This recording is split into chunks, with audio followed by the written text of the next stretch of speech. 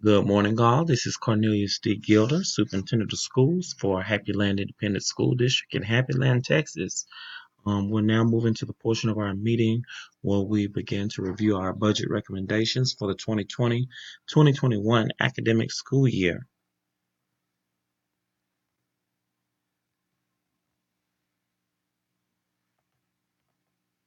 To begin, some of our relevant district initiatives and goals that will revolve around what we talk about today will include student safety, House bill compliance and mandates, and accountability and academic rigor.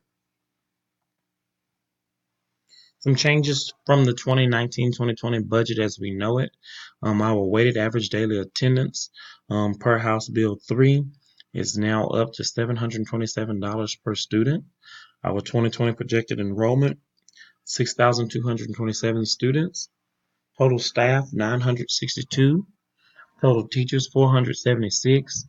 Our early childhood allotment is now in place and now $616 per student in grades pre-K through 3. Also, our brand new bilingual allotment per House Bill 3 is $924 per student. And this is basically what I use for as the basis for decision making for the upcoming year. I would ask that you maintain this chart as a reference or a cheat sheet for funding projects and planning as we move forward into the academic years. Some of the anticipated revenue that we'll be planning, our WADA, which is weighted average daily attendance, is now up to $8,179 per student, generating a $50 million revenue, $930,633. That's up from the last numbers that we talked about last month by $971,412. With our early childhood alignment, which is again is brand new, $1,362,592. I'm sorry, and our bilingual allotment $970,200.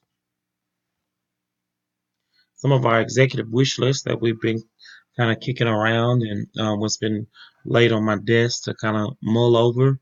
Uh, Teacher stipends for bilingual certification and masters, benefits contribution increase, CTE building addition for poultry processing, new new elementary school building, stadium improvements, purchase of 12 new buses to kind of change out some of our older model buses from the 1990s, a new ag farm construction, enter into a MOU agreement with Happy Community College, an ROTC program, which is recommended also by high school, as we realized that House Bill 3 also got rid of the high school allotment, so there are going to be some tabs that we'll be picking up from the executive office to help maintain that campus.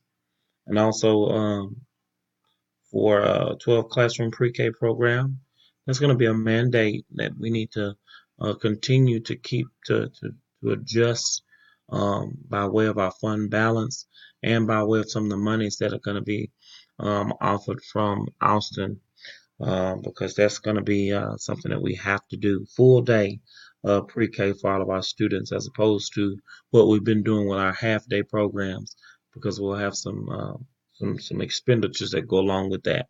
So also two-way dual language program, which is something I had our assistant soup look into because we have some revenue coming in for our bilingual program, uh, our bilingual allotment. And with that being said, this two-way dual language program will be something that is all encompassing and will benefit all of our students and our teachers as well. So if you can look over to our right column, you have a lot of anticipated costs that go with some of these things, some of these items that have been brought forth. Now, out of these items, we have prioritized, and I'll be making a recommendation tonight in this presentation on how Happy Land should move forward. So, based off of the list, let's look at some things that I have anticipated for us to look into as in the right now. Um, Of course, you see the numbers every month. There's no possible way that we can tackle every item on everyone's wish list to begin. There are some things that are mandated that we're going to have to attack first. Student need, student safety, as far as our accountability and our academic success, we've got to take all those things into consideration and moving forward. So these are not in a prioritized order. However, I am definitely in favor of our benefits contribution increase for recruitment and retention of our teachers, as also as a staff morale builder. As we've already implemented the teacher raises by way of House Bill 3, I feel like this would be an extra added incentive.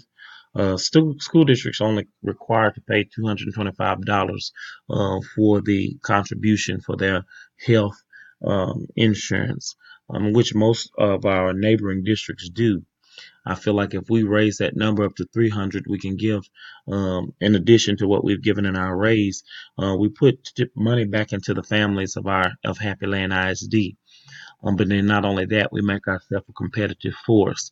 Now we do have one district nearby, and they have gone up to $500.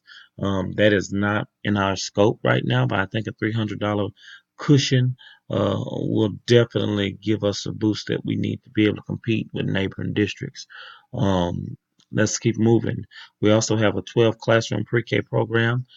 These are things that are mandated that we uh, the 12 classrooms are not mandated, but by way of student size, that's what we're going to have to look at. This is going to be to the tune of $1,224,020. This is so we can remain in compliance with TEA, also House Bill 3, and there's quite a bit of revenue from the state that will assist in cutting costs here.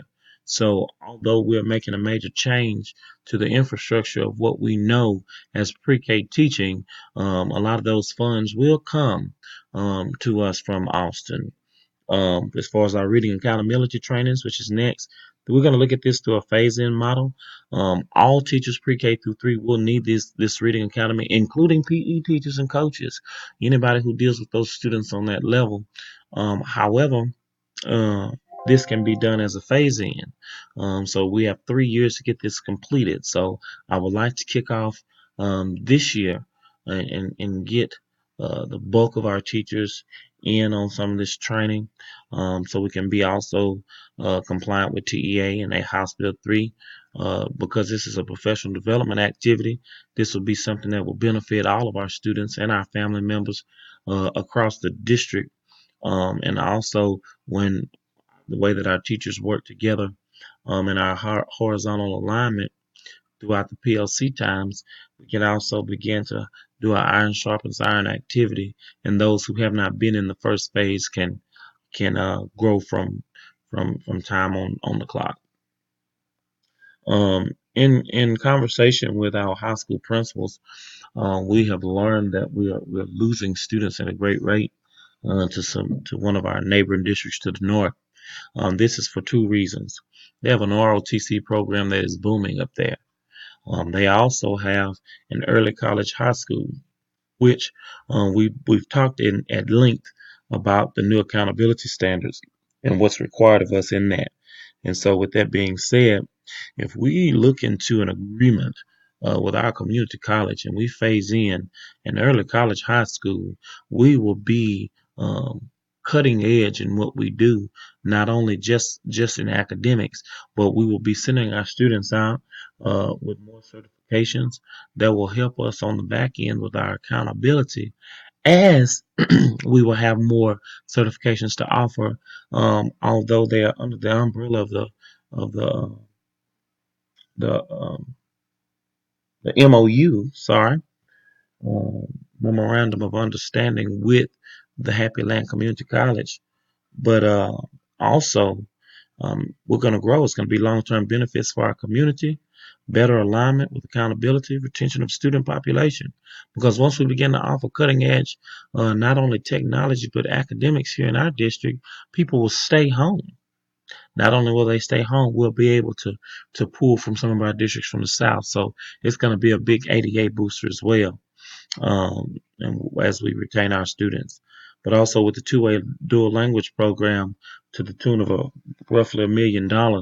That's be mostly funded through a bilingual allotment, which is already at 970,000. So we're looking at maybe another 130,000 from our full, not our full, but our fund balance. Our fund balance is quite healthy as we've been very risky in the past in our spending. So let's consider some of these things.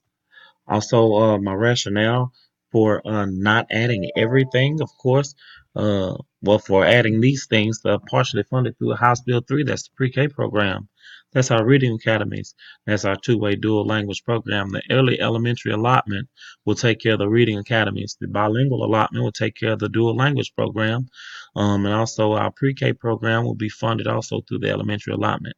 Also, taken care of through fund balance, our benefits contribution that will be a minor hit to the savings that we already have for an increased benefit of getting uh, better expect better expertise from our teachers. As we grow them through our staff development programs, we'll be able to keep them here. And our all TC program also from fund balance.